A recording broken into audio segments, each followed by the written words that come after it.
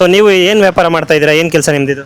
Sir ನಮ್ದು 99 variety dosa ಅಂತ ಇದು, ಬಾಂಬೆ ದೋಸೆ ಇದು. Okay okay. ಸರ್ ನೀವು ಎಷ್ಟು ವರ್ಷದಿಂದ ಈ ಕೆಲಸ ಮಾಡ್ತಾ ಇದ್ದೀರಾ? ಸರ್ ನಮ್ದು ಇದು 15 ವರ್ಷ ಆಯಿತು. 15 ವರ್ಷದಿಂದ ಇದೇ ಕೆಲಸ ನಮ್ಮದು. ಸರ್ ನಿಮ್ಮ ಹೆಸರೇನು ಮತ್ತು ನಿಮ್ದು ಯಾವ ಊರು? ಸರ್ ನನ್ನ ಹೆಸರು ಮಹೇಶ ಎಚ್, ನಾಗಮಂಗಲ ತಾಲೂಕು ಬಿಂಡನೂಲೆ ಹೋಬಳಿ ವನೇನಹಳ್ಳಿ ಗ್ರಾಮ.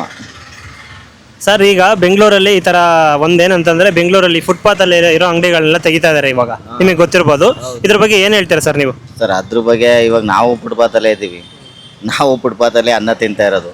ಎಲ್ಲನೂ ಹಂಗೆ ಎತ್ತಿಸ್ಬಿಟ್ರೆ ಭಾರಿ ಕಷ್ಟ ಅಲ್ವಾ ಸರ್? ಏನೇ ಆದ್ರೂ ಜೀವನ ಮಾಡಬೇಕು ಅಂದರೆ ಏನೋ ಅವ್ರಿಗೂ ಒಂದು ಸ್ವಲ್ಪ ಹೆಲ್ಪ್ ಮಾಡಬೇಕು ಗೌರ್ಮೆಂಟ್ ಕಡೆಯಿಂದ. ಇವಾಗೆಲ್ಲ ನೆತ್ತಿಸ್ಬಿಟ್ಟು ಎಲ್ಲರೂ ಒಂದು ಫುಡ್ ಕೌಂಟ್ ಮಾಡಿಕೊಡ್ಲಿ ಹೇಳಿ ಅಲ್ವಾ? ಅವ್ರಿಗೂ ಅನ್ನ ಭಾಗ್ಯ ಏನಾರು ಸಿಗುತ್ತೆ, ಫುಡ್ ಕೌಂಟ್ ಮಾಡಲಿ.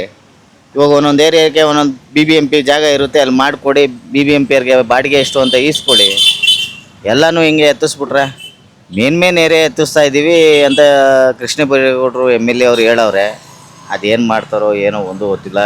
ನೆಕ್ಸ್ಟ್ ಇಲ್ಲಿ ಸೋಮವಾರದಿಂದ ಇಲ್ಲಿ ಬರ್ತೀನಿ ಅಂತ ಹೇಳಿದ್ದಾರೆ. ಇಲ್ಲೇನಾಗುತ್ತೋ ಇನ್ನೂ ಗೊತ್ತಿಲ್ಲ, ಬಂದಿಲ್ಲ. ಎಲ್ಲ ಕಡೆಯಲ್ಲೂ ಎತ್ತಿ ಇದು ಮಾಡ್ತಾವ್ರೆ. ಬಟ್ ಅವರು ಒಂದು ಲೆಕ್ಕಾಚಾರ ಹೇಳೋದು ಅಂದರೆ ಈ ಫುಟ್ಪಾತಲ್ಲಿ ಹಾಕೋದು ನಮ್ಮದು ಒಂದು ಸ್ವಲ್ಪ ತಪ್ಪಿದೆ. ಯಾಕೆಂದರೆ ಜನಕ್ಕೆ ಓಡಾಡೋಕ್ಕೆ ತೊಂದರೆ ಆಯ್ತದೆ. ಅದು ಅವರು ಬೈರೇಗೌಡರು ಅವರು ಹೇಳ್ತಾವ್ರೆ ಸುಮಾರು 300-350 ಜನ ಒಂದು ವರ್ಷಕ್ಕೆ ಆಕ್ಸಿಡೆಂಟ್ ಆಯ್ತದೆ ರೋಡಲ್ಲೆಲ್ಲ ಓಡಾಡಿ ಅಂತವ. ಹೇಳೋಕ್ಕಾಗಲ್ಲ, ಆದರೂ ಆಗ್ಬೋದು, ಯಾರಿಗೊತ್ತು. ಸರ್ ನೀವೀಗ ಫುಟ್ಪಾತಲ್ಲೇ ವ್ಯಾಪಾರ ಮಾಡೋಕ್ಕೆ ಏನಕ್ಕೆ ಆಯ್ಕೆ ಮಾಡ್ಕೊಂಡ್ರಿ? ಸರ್ ಫುಟ್ಪಾತು ಅಂದರೆ ಇವಾಗ ಅಂಗಡಿ ಬಾಡಿಗೆ ಕಟ್ಟೋಕ್ಕಾಗಲ್ಲ. ಬಾಡಿಗೆ 40,000-30,000 ಬಾಡಿಗೆ ಇರ್ತದೆ. ನಾವು ಅಷ್ಟು ವ್ಯಾಪಾರ ಮಾಡಲ್ಲ. 4,000-5,000 ವ್ಯಾಪಾರ ಮಾಡ್ತೀವಿ. ಎಲ್ಲಾಗುತ್ತೆ ಬಾಡಿಗೆ ಕಟ್ಟೋಕ್ಕೆ? ನಮ್ಮ ಕೈಲಿ ಆಗಲ್ಲ. ಇವಾಗ ಫುಟ್ಪಾತ್ ಆದರೆ ಯಾರು ಬಾಡಿಗೆ ಇಲ್ಲ ಏನಿಲ್ಲ, ಆದಷ್ಟು ಮಾಡಿಕೊಂಡು ಜೀವನ ಮಾಡ್ಕೊಂಡು ಹೋಗ್ತಾ ಇದ್ದೀವಿ.